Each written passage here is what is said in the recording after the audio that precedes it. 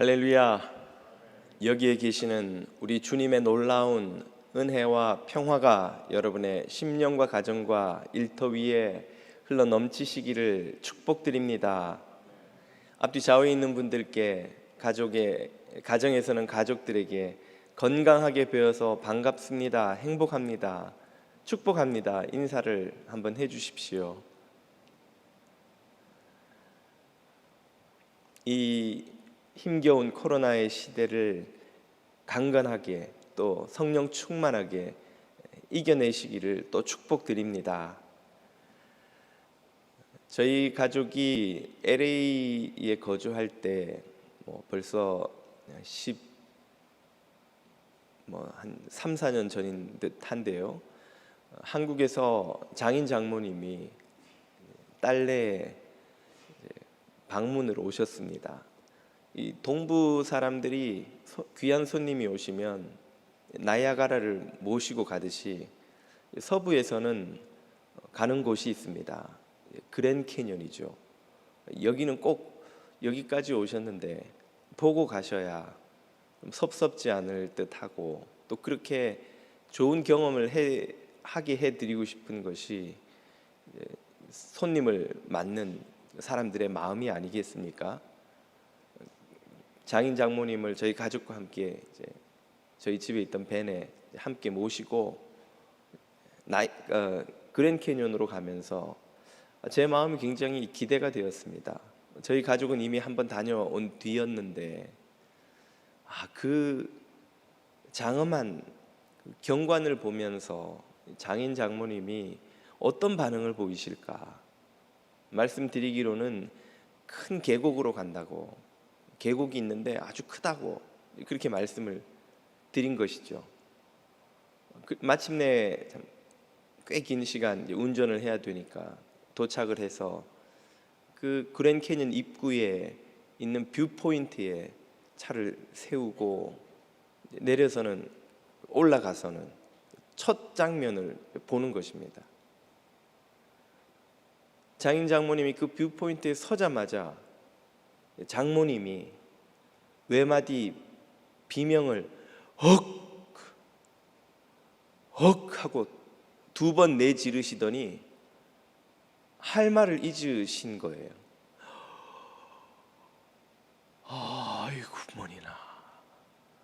아이고 머니나. 계곡이 크다고 했더니 한국에서 늘 보시던 그런 계곡을 당연히 생각을 하셨겠죠. 아시다시피 그랜 캐년은 수십 개의 산을 거기에 던져 넣어도 메우지 못할 어마어마한 깊이와 너비와 인공위성에서도 그랜 캐년이 보인다고 하지 않습니까? 그 거대한 끝이 없는 계곡 앞에 서시자 그만 그 광경에 압도된 나머지 장모님은 할 말을 잊으신 거예요. 연신 아이구머니나 세상에 크다 해도 이렇게 클 줄은 내 상상도 못했노라고 쉴 새 없이 그 탄성을 내지르시는 겁니다. 장인어른 역시 얼마나 놀라시고 감탄을 하셨던지 그날 이후 장관에 대한 당신의 기준이 바뀌셨다는 거예요. 한국에서 친구들이 여행이나 좋은 경치에 대해서 이야기를 꺼낼라 치면 그때마다 그랜 캐년 가봤는가? 그랜 캐년도 안 보고 이야기들 하들 말어 라는 말로 기선을 제압해 버리신다는 말씀을 들었습니다. 사위가 장인 장모님께 점수를 좀 딴 그런 경험이었죠. LA에 사는 사위가 장모님을 그 거대한 그랜 캐년이라는 장관으로 인도하듯이 오늘 우리 성도들을 우리가 일찍이 보지 못했던 장엄한 광경으로 인도하는 이가 있습니다. 바로 우리가 오늘 읽은 요한복음의 저자 사도 요한이 그 사람입니다. 사도 요한은 다른 복음서 저자들이 성도들에게 보여주지 못했던 웅장한 광경을 보여줍니다. 어디까지 성도들을 데리고 가는가? 바로 세상이 창조되기 전 태초로 데려갑니다. 본문 1절을 보십시오. 태초에 말씀이 계시니라. 이 말씀이 하나님과 함께 계셨으니 이 말씀은 곧 하나님이시니라. 마태복음이 아브라함의 족보부터 예수님의 소개를 시작한다면 마가복음과 누가복음은 세례 요한의 출생과 활동으로부터 그 복음의 이야기를 시작하죠. 하지만 사도 요한은 우리를 시간 여행으로 초청을 해서 이 우주가 창조되기 전 태초라는 그 자리로, 그 시간으로, 그 순간의 시간과 장소라는 표현을 쓸 수 있다면 말이죠. 그때로 우리를 데리고 갑니다. 예수님은 2000년 전에 이 땅에서 태어나 살다가 죽으신 한 역사 속의 인물이 아니라 시간을 초월해서 한 인물이나 위인이나 세대나 왕조나 문명의 흥망성쇠의 차원을 넘어서서 이 우주의 시간과 역사 밖에서부터 영원 전부터 계시며 영원 후까지 계실 그런 분이라는 사실을 예수님에 관한 그 누구도 상상하지도 깨닫지도 못했던 거대한 비전을 보여주고 있습니다. 이 예수님의 영광을 보고 마주한 이라면 그 누구라도 억 하고 탄성을 내지르지 않을 수 없는 그런 거대한 장관이죠. 그런 일찍이 상상해 보지 못했던 영광이죠. 그 예수님에 관한 실체를 이해하게 되면 그 누구라도 그분 앞에서 경외감에 사로잡히고 무릎 꿇고 경배하지 않을 수 없게 됩니다. 이 지구의 한 모퉁이에 있는 작은 자연의 장관만 보고도 사람이 그 거대함과 웅장함에 압도되어서 그 앞에서 이전에 알던 것에 기준이 바뀌어 버린다고 한다면 하물며 온 우주보다 먼저 계셨던 분의 그 거대한 영광을 마주하는 것은 얼마나 우리를 참 예배의 자리로 초청하지 않겠냐는 것이죠. 왜 우리의 삶이 무기력하고 무의미하고 재미가 없고 활력이 없는 것일까요? 그 이유는 우리가 이런 진짜 영광을 본 적이 없기 때문입니다. 그랜 캐니언을 보고 나면 이제 다시는 다른 계곡은 시시해서 놀라지도 않는 것처럼 예수 그리스도의 이 참된 영광을 마주하고 경험하고 나면 이제 이 세상의 헛된 영광의 마음을 빼앗길 일도 이 세상에 보잘것없는 것들에 흔들릴 일도 없는 주님의 영광을 예배하는 예배자로 살게 되는 것이죠. 사도 요한은 그런 시간 여행으로 우리를 초청합니다. 저와 여러분이 사도 요한과 더불어서 주님의 이 참된 영광을 마주하고 진정한 예배자로 거듭날 수 있기를 주님 이름으로 축복드립니다. 오늘 우리가 읽은 본문 요한복음 1장 1절부터 18절은 요한복음 전체의 서론에 해당합니다. 오늘부터 우리는 시간이 허락하는 대로 사도 요한을 만나 이 요한복음의 성지순례를 하면서 주님의 영광을 살펴보려 합니다. 요한이 인도하는 첫 번째 성지는 어디입니까?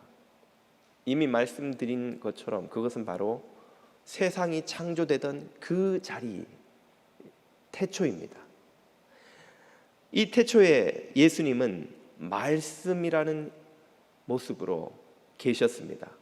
오늘 본문에서 말씀으로 번역된 헬라어 로고스에는 지혜, 원리, 정신, 이성 이런 뜻이 들어있죠. 그 자리에서 예수님이 하신 일이 무엇인가? 2절, 3절이 이렇게 설명해 줍니다.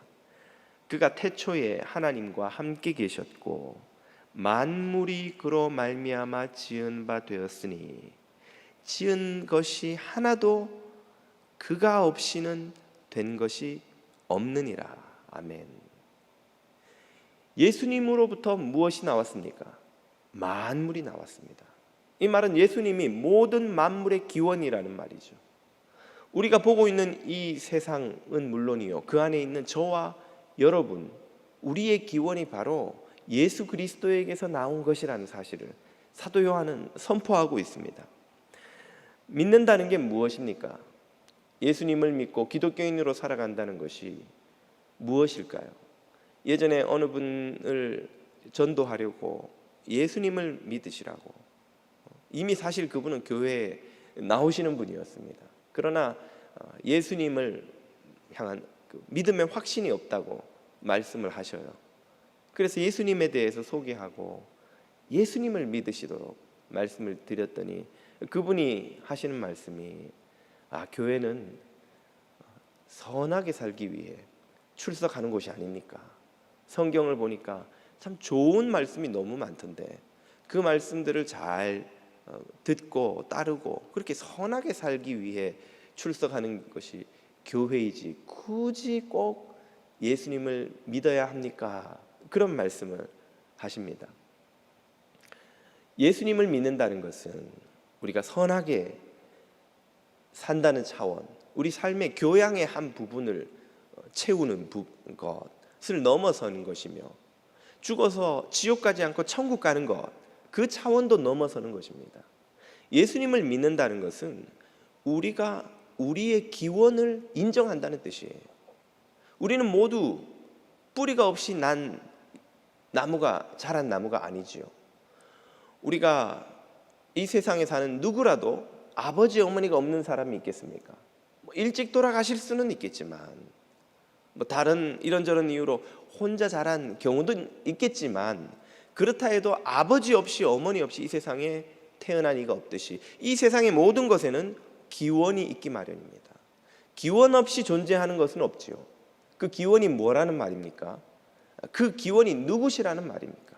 바로 예수님, 태초부터 계셨던 말씀이라는 말이죠. 그 말씀이 하나님과 함께 이 세상을 창조하였다 선언하십니다. 현대과학은 이 우주의 기원을 164억 년 전에 있었던 엄청난 대폭발, 빅뱅이라고 설명하죠. 그때의 그 164억 년 전의 말입니다. 엄청난 에너지가 하나의 특이점에 응축되어 있었다고 합니다. 무슨 이유인지는 모르겠으나 그 에너지가 어디에서 왔는지는 아무도 모르나, 아무튼 그 에너지가 그때 빅뱅, 큰 폭발을 일으켰다는 것이죠. 그래서 그 폭발과 더불어서 세상에 존재하지 않았던, 세상 자체라는 것이 존재하지 않았던 시점에서부터 시간과 공간과 물질과 우주가 생성되기 시작했고, 지금도 그 과정이 진행되고 있다는 거죠. 어떻게 그런 가설을 세웠습니까? 천체망원경으로 우주를 주의 깊게 관찰을 했더니 별과 별들이 엄청난 속도로 멀어지면서 또 동시에 온도는 식어가고 있더라는 거예요. 그렇다면 과거에는 그 모든 것들이 가까이 모여 있었고 엄청나게 뜨거운 상태였고, 그렇다면 대폭발을 통해서 이런 형태의 우주가 생긴 것이 아니냐, 이렇게 설명하고 있는 것이죠. 사도 요한은 그 기원이 바로 예수 그리스도의 창조로부터 시작되었다 선언하십니다. 대폭발이 어떻게 우주가 생성되었는지를 설명하는 것이라면, 요한복음은 그 우주가 어디에서 나왔는지를 설명하고 있습니다. 예수 그리스도, 태초부터 계셨던 말씀으로부터 나왔다는 것이죠. 이 말씀에서 가장 중요한 것도 나왔습니다. 바로 생명과 빛입니다. 4절을 보십시오. 그 안에 생명이 있었으니 이 생명은 사람들의 빛이라. 빛이 어두움에 빛이 돼 어두움이 깨닫지 못하더라. 우리 삶에서 제일 중요한 것이 무엇일까요? 생명 아닙니까? 여러분이 생명을 지키려고 여러분의 모든 시간과 돈과 에너지를 다 쓰시잖아요. 아프거나 생명이 위험을 느끼면 병원에 가서 무슨 수를 쓰더라도 생명을 유지하려고 애를 쓰지 않습니까? 그 생명이 말씀에서 나왔다는 말이죠. 그리고 그 생명은 적절하게도 빛으로 비유됩니다. 빛이 없다면 생명은 존재하지 않겠죠. 태양이 꺼져버리면 즉시로 이 지구는 얼음 덩어리가 되어서 모든 생명이 지구 위에서 사라지겠죠. 예수님 안에서 이 생명이 나왔고 빛이 나왔습니다. 그런데 이 세상은 그 빛을 알아보지 못하고 외면하였습니다. 9절을 보십시오. 참 빛 곧 세상에 와서 각 사람에게 비치는 빛이 있었나니 그가 세상에 계셨으며 세상은 그로 말미암아 지은 바 되었으되 세상이 그를 알지 못하였고 자기 땅에 오매 자기 백성이 영접지 아니하였으나. 이 구절은 구약 시대의 이스라엘 역사를 묘사합니다. 이스라엘은 율법이라는 형태로 말씀이 그들에게 임한 것을 경험했지만 그들은 그 말씀을, 이방인은 물론 그 백성인 이스라엘 사람들조차도 그 말씀을 받아 순종하여 살지 않았습니다. 빛이신 말씀을 외면한 것이죠. 그 결과는 무엇입니까? 결국 왕국이 패망하고 만 것, 그것이 말씀을 외면한 결과지요. 오늘 이 본문은 이 세상이 왜 이런 모습인지를 설명해 줍니다. 왜 우리는 세상에 죄와 악과 불의와 모순과 전쟁과 살인과 미움과 착취와 온갖 갈등이 가득한지를 궁금해하죠. 빛이신 주님의 말씀을 사람들이 외면했기 때문입니다.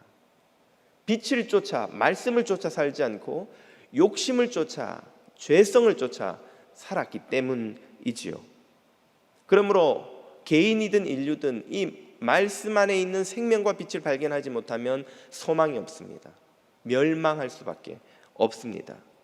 그래서 주님은 영적 시각 장애인이나 다름없는 우리가 주님을 발견할 수 있도록, 그 빛을 볼 수 있도록 길을 열어주셨습니다. 그것이 바로 태초부터 계셨던 그 말씀이 이 땅에 볼 수 있는 육신의 모습으로 나타나신 것입니다. 14절을 보십시오. 말씀이 육신이 되어 우리 가운데 거하심에 우리가 그 영광을 보니 아버지의 독생자의 영광이요 은혜와 진리가 충만하더라. 태초부터 계셨던 그 말씀이 역사의 어느 시점에 인간의 역사 속에 들어오셔서 예수라는 이름의 아기의 모습으로 태어나셨습니다. 그리고 사람들 사이에 살며 사람들 사이에서 당신의 사역과 삶과 말씀을 통하여서 아버지의 독생자의 영광을 드러내셨습니다. 그 영광 안에 은혜와 진리가 충만하였다는 말이죠. 보이지 않는 하나님을 볼 수 있도록 보이는 독생자를 보내주셔서 그분을 통해 멸망받을 인류가 구원받을 길을 마련해 주셨습니다. 12절을 보십시오. 영접하는 자 곧 그 이름을 믿는 자들에게는 하나님의 자녀가 되는 권세를 주셨으니. 예수님을 영접하는 이들의 공동체, 그들은 하나님의 자녀라고 불립니다. 그들은 교회라고 또한 불리죠. 그들 안에는 무엇이 있습니까? 16절, 우리가 교회가 말이에요. 주님을 영접한 공동체가 다 그분 예수의 충만한 데서 받으리니 은혜 위에 은혜로라. 바로 예수 그리스도로부터 충만한 은혜와 진리를 부여받는 공동체, 그것이 바로 교회입니다. 그런 사람들이 바로 성도입니다. 그러므로 그리스도인들은 예수 그리스도를 바라봄으로 이 충만한 은혜를 받는 것이 마땅합니다. 우리가 교회를 드나든다고 하여서, 교회라는 빌딩을 세워놓고 교회라고 어디 등록하였다고 해서 이런 은혜와 진리를 경험하는 것이 아닙니다. 교회의 머리 대신 예수 그리스도를 바라보고 그분으로부터 쏟아 부어지는 은혜를 받아 누릴 때에 비로소 충만한 은혜와 진리의 삶을 살 수 있게 되는 것이죠. 오늘 우리가 힘써야 할 것이 무엇인지가 분명히 드러납니다. 예수 그리스도를 바라보는 것이에요. 태초부터 계셨던 우리의 기원이 되시는, 우리의 생명이 되시는 예수 그리스도를 바라보는 것이야말로 성도와 교회의 가장 큰 복인 것을 믿으시고 주님을 날마다 바라보시는데 더욱 힘쓰시기를 축복드립니다. 주님을 바라보는 성도들에게 놀라운 복들이 있습니다. 그 중에서도 최고의 복이 있다면 바로 하나님을 알게 되는 것입니다. 왜입니까? 예수님 안에는 하나님의 영광이 흘러넘치기 때문이죠. 본문 18절을 보십시오. 본래 하나님을 본 사람이 없으되 아버지 품속에 있는 독생하신 하나님이 누구를? 하나님을, 아버지 하나님을 나타내셨느니라. 예수님의 인격과 삶과 사역 속에 하나님의 인격이, 하나님의 하시는 일이, 하나님의 영광이 드러난다는 말이죠. 2주 전에 나사로를 다시 살리신 예수님의 사건, 그 본문을 설교하고 나자 한 교우께서 연락을 해오셨습니다. 설교에서 받은 은혜, 소감을 나누시고는 그렇게 질문하시는 거예요. 목사님, 예수님 안에 있는 생명이 하나님과의 연합이라는 말씀을 들을 때 망치로 뒤통수를 얻어맞는 것 같았습니다. 아, 하나님과의 연합, 그것이야말로 정말 중요한 것인데 어떻게 그러면 하나님과 연합할 수 있을까? 하나님과 도대체 어떻게 연합할 수 있는 겁니까? 하나님과의 연합이라는 게 뭔가요? 그렇게 질문을 해오셨습니다. 오늘 이 본문 18절이 바로 그 질문에 대한 답입니다. 하나님과 연합하려면 하나님을 알아야 하죠. 보이지 않는 하나님과 어떻게 연합을 합니까? 하나님을 봐야 하나님을 알고 하나님과 연합할 수 있는데 하나님을 어떻게 보냐는 거예요. 방금 우리가 읽은 18절처럼 보이는 독생자 예수 그리스도를 봄으로써 보이지 않는 하나님을 보고 알 수 있습니다. 같은 요한복음 14장 9절도 이렇게 말씀하시죠. 예수께서 가라사대 빌립아, 내가 이렇게 오래 너희와 함께 있으되 네가 나를 알지 못하느냐? 나를 본 자는 아버지를 보았거늘 어찌하여 아버지를 보이라 하느냐? 예수님을 보면 하나님을 볼 수 있습니다. 예수님을 알면 하나님을 알 수 있습니다. 그러므로 예수님과 연합하면 곧 하나님과 연합하는 것이 되죠. 그러면 예수님과 연합한다는 것은 무엇을 말합니까? 다시 읽었던 본문 12절로 돌아가 봅니다. 영접하는 자, 곧 그 이름을 믿는 자들에게는 하나님의 자녀가 되는 권세를 주셨으니, 예수님을 영접하는 것이 예수님과 연합하는 것입니다. 예수님을 영접한다는 건 뭘까요?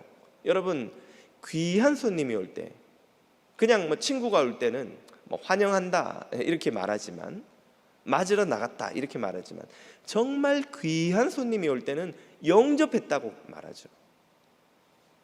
방 안에 앉아서 기다리지 않고 집 밖에 나가서, 마을 어귀에 나가서, 혹은 공항에까지 가서 공항 입구에서 그 귀한 손님을 기다리다가 나오시면은 그분을 영접합니다. 극진히 모시죠. 그리고 그분이 집에 와서 머무시는 동안 모든 가족들에게 가장 중요한 일이 그분을 대접하는 겁니다. 그분의 잠자리를 준비하고 맛있는 음식을 준비하고 그분의 일정을 잘 돕고 그분을 할 수 있는 한 최고의 것으로 모시고, 이 모든 것이 영접하는 과정이죠. 예수님을 영접하는 것이 이와 같습니다. 예수님을 우리 삶의 주인으로 모셔드려서 그분의 말씀을 향해 마음을 열고 전심으로 그 말씀을 쫓아 살아가는 상태, 이것을 영접한다고 말합니다. 그리고 이 영접하는 상태가 곧 연합하는 상태입니다. 영접한다, 연합한다 모두가 추상적인 개념입니다. 손에 이렇게 쥐듯이 뭔가 이겁니다라고 딱 말해주면 좋겠는데, 영접하다, 연합하다, 알 것 같기도 하고 모를 것 같기도 하고. 왜 그렇습니까? 영의 세계를 육의 언어로 묘사하려고 하기 때문입니다. 서로 다른 카테고리인데 어쩔 수 없이 영의 세계에서 일어나는 일을 육의 용어로, 언어로 설명하려고 하다 보니 추상적인 방식으로 밖에는 묘사가 안 되는 것이죠. 그러나 성경은 우리가 추상적이지만 그것을 이해할 수 있도록 힌트를 주십니다. 성경은 주님과의 연합을 여러 곳에서 결혼으로 비유하죠. 결혼한 부부는 사랑과 믿음으로 서로에게 깊이 헌신합니다. 서로를 위해 모든 것을 나누며 공유하며 아끼지 않고 마치 아내를 나 자신처럼, 나를 또 남편을 나 자신처럼 여깁니다. 그런 상태에서 부부는 온전한 연합을 경험하죠. 그래서 결혼을 연합이라고 말합니다. 결혼식에서 두 사람이 하나가 되었다고 말하죠. 둘이 어떻게 하나가 됩니까? 연합하니까. 그런 연합이 어떤 것인지 제가 예전에 한번 읽어드렸던 성산 장기려 박사님의 글의 한 대목을 오늘 일부를 발췌해서 다시 읽어드릴까 합니다. 6.25 사변으로 아내와 헤어져서 북에 두고 온 그 아내를 평생을 그리워하며 사신 그분이 남긴 글이지요. 한번 들어보십시오. 결혼한 지 15년쯤 되었던 어느 날, 나는 우리 부부가 정말로 참 사랑을 하고 있다고 느꼈습니다. 나는 책을 읽고 아내는 빨래를 하고 있었는데 순간 나는 우리의 사랑이 육의 한계를 넘어 죽거나 헤어지더라도 영원하리라는 믿음을 갖게 되었습니다. 나는 아내에게 참사랑을 고백했고 아내는 오늘까지 그 참사랑을 간직하고 있을 것이라고 생각합니다. 살아서 아내와 만나기를 빌고 있지만 사실 나이가 80이 넘었으니 살아서 못 만날지도 모릅니다. 그렇게 되더라도 우리의 사랑은 저 세상에서까지 영원할 것입니다. 성산 장기려 박사가 아내에게 느끼고 있는 사랑, 그리고 아내와의 연합을 묘사한 글입니다. 참사랑이란, 연합이란 나는 책 읽고 아내는 빨래하는 것이다, 이렇게 정의할 수는 없죠. 참사랑이 무엇이다라고 구체적으로 하나를 딱 찍어서 설명할 수는 없지만 그는 느끼고 있었던 거예요. 그 순간 나는 아내를 참으로 사랑했고 지금도 그 사랑으로 사랑하고 있고 그 사랑 안에서 나는 아내와 연합되어 있었고 그 연합은 이 육체를 갖고 있는 순간뿐 아니라 육체를 잃고 주님 앞에 가 서는 그 순간까지도 계속되리라는 믿음을 그는 가졌던 것입니다. 그 상태를 부부의 연합이라 하겠습니다. 사랑으로 부부가 연합되는 경험이라고 하겠죠. 이것을 뭐라고 정의하기는 쉽지 않지만 그 경험을 하는 사람은 알 수 있습니다. 이처럼 하나님과 연합하는 것, 그리스도와 연합하는 것도 이것이다. 하루에 1시간 이상 기도하면 연합이다. 성경을 몇 독 이상 하면 연합이다. 이런 식으로 정의할 수는 없지만 그 연합을 경험하고 있는 사람은 느낄 수 있습니다. 그리고 성경은 그 연합을 경험하는 이들의 여러 고백을 우리에게 들려줍니다. 최고의 연합이라 함은 성부 하나님과 성자 하나님의 연합이라 할 수 있겠죠. 예수님이 그 상황을, 그 상태를 이렇게 묘사한 것을 들어보십시오. 요한복음 17장 21절입니다. 아버지여, 아버지께서 내 안에, 내가 아버지 안에 있는 것 같이 그들도 다 하나가 되어 우리 안에 있게 하사. 여기서 연합을 묘사하는 아주 중요한 표현이 하나 등장하죠. 안에, 인사이드에, 이 말이에요. 아버지가 내 안에 계시고 나는 아버지 안에 계시고, 이렇게 해서 성부 하나님과 성자 하나님이 서로 깊이 연합되어 있다는 사실을 보여주셨습니다. 사도들, 제자들도 이런 연합을 경험합니다. 사도 바울의 말을 들어보십시오. 갈라디아서 2장 20절입니다. 내가 그리스도와 함께 십자가에 못 박혔나니 그런즉 이제는 내가 산 것이 아니요 오직 내 안에, 여기서도 똑같은 표현이 등장하죠. 내 안에 그리스도께서 살아 계십니다. 그리스도와 내가 별개로 살아가는 것이 아니라 내 안에 그리스도께서 오셔서 살아가십니다. 나는 그리스도를 영접해서 내 안에 모셔드렸고 그 그리스도와 나는 연합되어 있습니다.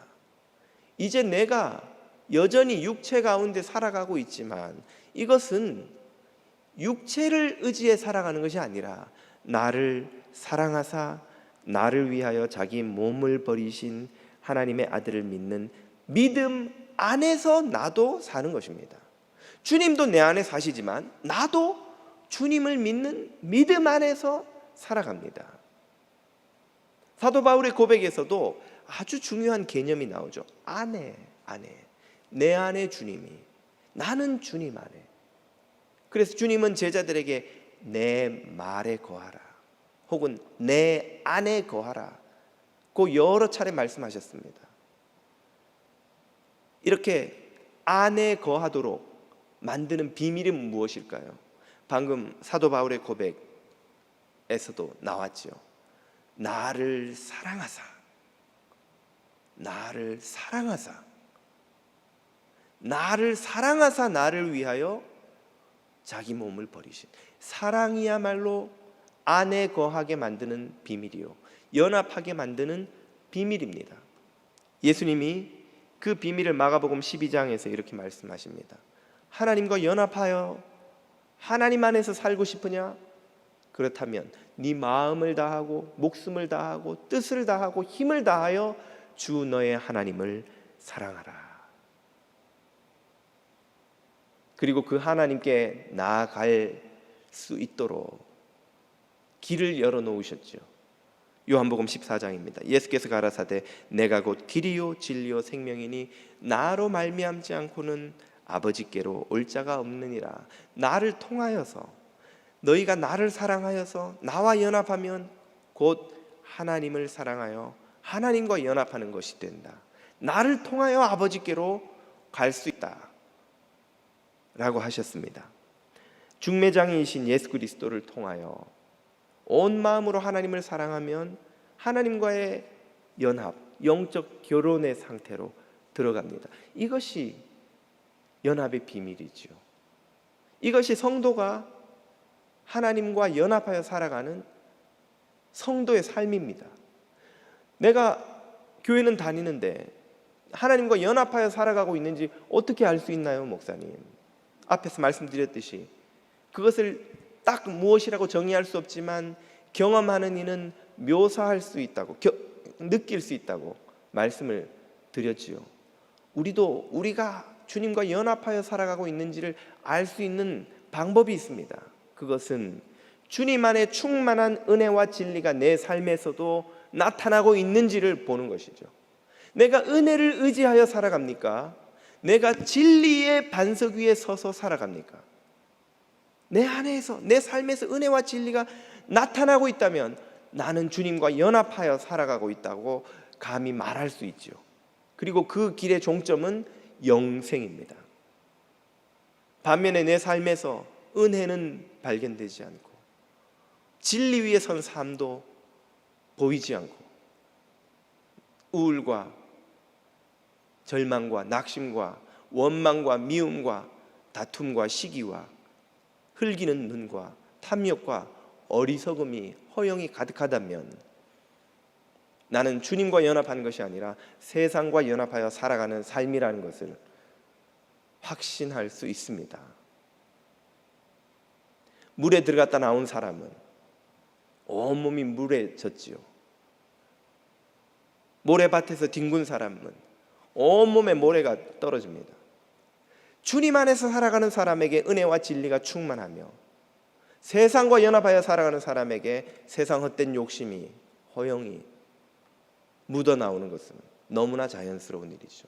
그리고 그 길의 종점은 멸망입니다. 두 길은 절대로 동시에 한 번에 갈 수 없습니다. 완전히 서로 반대되는 길이기에 한쪽 길을 택하면 다른 길과는 영원히 더욱 멀어져 갈 수밖에 없지요.